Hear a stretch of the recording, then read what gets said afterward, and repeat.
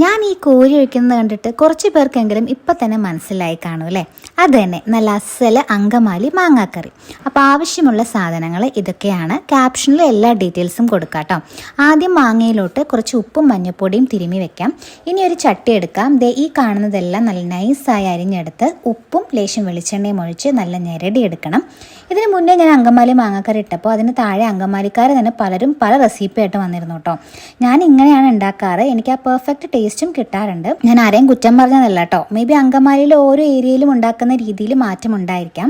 ഇനി മഞ്ഞൾപ്പൊടിയും മല്ലിപ്പൊടിയും വിനീഗറും ഒഴിച്ച് വീണ്ടും നന്നായി ഞെരടിയെടുത്ത് മാറ്റി വെച്ച മാങ്ങ ചേർത്ത് കൊടുക്കാം കേട്ടോ. ഞാൻ ഈ സമയത്ത് കറിവേപ്പില ചേർക്കാൻ മറന്നുപോയി. ഇനി രണ്ടാം പാല് ചേർത്ത് സ്റ്റവ് ഓൺ ആക്കി മാങ്ങ വെന്ത് കുറുകി വരുമ്പോൾ ഒന്നാം പാല് ചേർത്ത് ജസ്റ്റ് ഒന്ന് തിളച്ചതും സ്റ്റവ് ഓഫ് ആക്കാം. ഇനി താളിപ്പിന് വേണ്ടി ചെറിയുള്ളി, വറ്റൽമുളക്, കറിവേപ്പില, ഒരു പൊടിക്ക് എരിവുള്ള മുളക് പൊടി ഇത്രയും ചേർത്ത് താളിച്ചൊഴിച്ചാൽ അങ്കമാലി മാങ്ങാക്കറി റെഡി.